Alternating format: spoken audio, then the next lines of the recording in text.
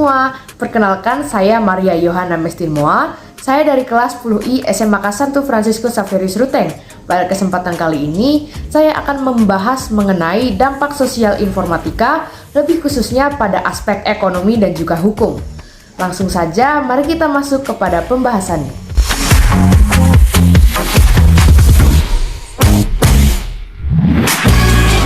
Tidak dapat dipungkiri lagi bahwa pada zaman sekarang, teknologi informatika menjadi bagian dari kehidupan manusia.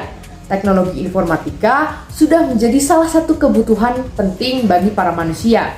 Bahkan, sebagian besar kegiatan sehari-hari manusia sudah menggunakan bantuan teknologi, karena teknologi dianggap sangat membantu dan juga mempermudah kegiatan sehari-hari manusia. Dengan semakin berkembangnya teknologi informatika, semakin banyak pula dampak-dampak yang diberikan oleh teknologi informatika itu sendiri kepada kehidupan manusia dalam berbagai aspek. Yang di sini saya lebih menekankan kepada aspek ekonomi dan juga aspek hukum. Dampak-dampak tersebut tentu saja ada dampak positif dan juga dampak negatifnya. Yang pertama, mari kita bahas mengenai dampak positif dari teknologi informatika dalam aspek ekonomi dan juga hukum.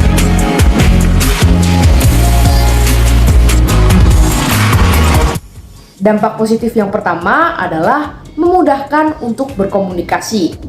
Dengan berkembangnya teknologi, kita sudah bisa berkomunikasi dengan orang yang berada di daerah lain, bahkan di luar negeri, dengan sangat baik melalui fitur telepon dan juga pesan singkat. Hal ini dimanfaatkan dengan sangat baik oleh para pedagang untuk menjual barang-barangnya kepada seluruh konsumen yang ada di Indonesia, bahkan sampai ke luar negeri. Pedagang-pedagang ini menggunakan teknologi untuk menjual barang-barangnya, yaitu melalui e-commerce atau platform jual beli online, seperti misalnya Shopee, Tokopedia, Lazada, dan lain-lain. Yang kedua yaitu kita dapat membeli barang dari luar kota, bahkan dari luar negeri dengan mudah. Dengan bantuan teknologi, kita dapat mengakses pembelian barang-barang dari luar daerah kita dengan sangat mudah.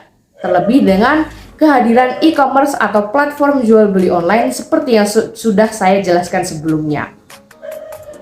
Ada pula kehadiran pembayaran online atau uang elektronik seperti OVO, Dana, GoPay, dan lain-lain yang semakin mempermudah kegiatan pembelian atau transaksi kita dengan para pedagang di luar daerah kita.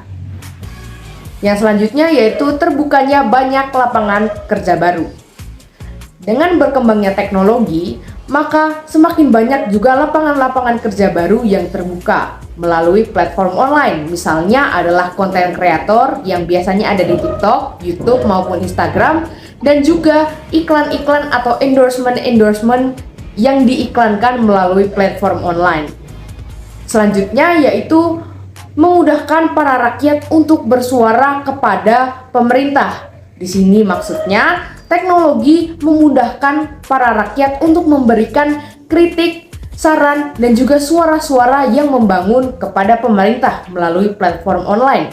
Misalnya, jika rakyat merasa kurang puas atau kurang setuju dengan kinerja-kinerja pemerintah maupun kebijakan-kebijakan yang dibuat oleh pemerintah, rakyat dapat memberikan kritik dan juga sarannya kepada pemerintah melalui platform online. Yang selanjutnya yaitu memudahkan pemerintah untuk menyiarkan kebijakan-kebijakan dan juga aturan-aturan kepada para rakyat, dan juga memudahkan masyarakat untuk memperoleh informasi baru mengenai kebijakan-kebijakan yang dibuat oleh pemerintah. Dengan hadirnya teknologi, kini pemerintah dapat menyebarluaskan kebijakan-kebijakan dan juga aturan-aturan barunya kepada para masyarakat, misalnya melalui platform media sosial maupun berita. Yang selanjutnya atau yang terakhir yaitu mempermudah untuk terkuaknya kasus-kasus kejahatan yang selama ini terkubur. Melalui hadirnya platform sosial media, maka kasus-kasus kejahatan yang tersembunyi ini akan mudah terkuak Apalagi dengan bantuan para pengguna internet atau media sosial yang selalu cepat tanggap mengenai informasi-informasi.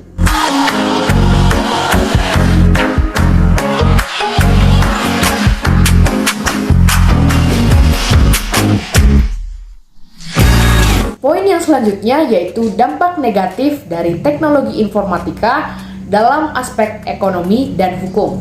Dampak yang pertama yaitu mudahnya terjadi penipuan dalam proses jual beli. Pada zaman sekarang, dalam berkembangnya teknologi, banyak terjadi kasus-kasus penipuan berkedok proses jual beli. Misalnya dalam suatu kasus terjadi penipuan dengan kedok membeli suatu barang dalam jumlah banyak, kemudian si penipu akan mentransfer uang pembelian kepada si penjual dan menyerahkan bukti transfer palsu. Hal ini tentunya sangat merugikan para masyarakat. Dampak yang kedua yaitu munculnya perilaku konsumtif karena mudahnya akses pembelian barang dari luar negeri. Nah, seperti yang sudah saya jelaskan sebelumnya mengenai mudahnya akses untuk transaksi jual beli barang dari luar daerah kita, hal ini memicu munculnya perilaku konsumtif dari masyarakat Indonesia. Karena mudahnya akses pembelian, maka para masyarakat Indonesia cenderung akan terlalu nyaman dan berakhir dengan perilaku konsumtif yang sangat tinggi. Terlebih karena adanya e-commerce atau platform jual beli online, para masyarakat akan lebih mudah mengakses barang-barang yang ia inginkan hanya melalui HP atau handphone. Maka perilaku konsumtif akan meningkat dan hal ini tentu saja menjadi dampak yang buruk bagi negara Indonesia. Yang ketiga yaitu kehilangan lapangan pekerjaan. Jika yang sudah saya jelaskan sebelumnya adalah mengenai terbentuknya banyak lapangan pekerjaan baru akibat berkembangnya teknologi, maka perkembangan teknologi juga bisa memberikan dampak buruk berupa kehilangan lapangan-lapangan pekerjaan. Karena pada zaman berkembangnya teknologi, banyak lapangan pekerjaan yang sudah digantikan oleh teknologi otomatis atau robot. Misalnya adalah kasir. Pada zaman sekarang, supermarket atau minimarket terlebih yang di luar negeri lebih menggunakan teknologi kasir otomatis atau menggunakan pelayanan self-service di mana para pembeli akan men-scan dan juga membungkus barang belanjaannya sendiri. Dan supermarket tersebut sudah tidak menggunakan layanan kasir lagi. Contoh yang kedua misalnya adalah security atau para penjaga. Security ini biasanya menjaga keamanan dari gedung-gedung misalnya seperti bank atau perusahaan. Tetapi dengan berkembangnya teknologi, pekerjaan security ini perlahan-lahan mulai digantikan dengan sistem-sistem keamanan otomatis yang menggunakan teknologi. Misalnya adalah sistem keamanan face scan ataupun scan sidik jari. Yang selanjutnya yaitu beredarnya kabar hoaks dengan mudah sehingga akan menimbulkan adu domba. Dengan berkembangnya teknologi, hoaks atau kabar bohong akan sangat mudah beredar melalui media sosial. Nah, hal ini tentunya berdampak sangat buruk bagi ketentraman dari masyarakat Indonesia. Beredarnya kabar bohong ini juga dapat menimbulkan adu domba antara masyarakat-masyarakat tertentu atau bahkan antara tokoh-tokoh pemerintah. Dan yang terakhir yaitu meningkatkan kejahatan dunia maya. Contohnya misalnya seperti peretasan website milik negara, cyberbullying terhadap sesama masyarakat maupun tokoh pemerintah, dan juga pelanggaran hak cipta.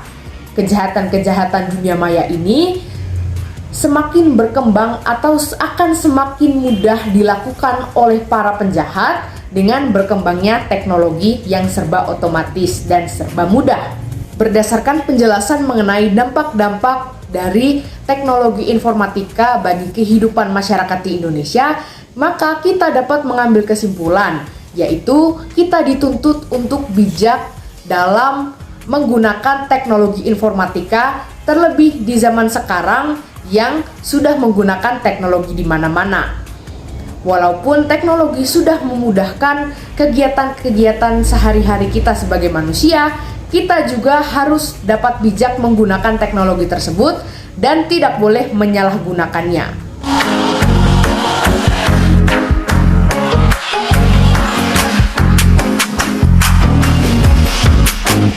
Baik, saya kira sekian saja pembahasan saya kali ini mengenai dampak sosial informatika, terkhusus dalam bidang ekonomi dan juga hukum. Saya berharap teman-teman yang menonton video ini dapat lebih mengerti mengenai dampak sosial informatika dan juga mendapat ilmu-ilmu dan pengetahuan baru mengenai dampak sosial informatika, terlebih khusus dalam aspek ekonomi dan juga hukum. Terima kasih karena sudah menonton videonya. Saya Yohana pamit undur diri dan sampai jumpa di kali berikutnya. Bye-bye.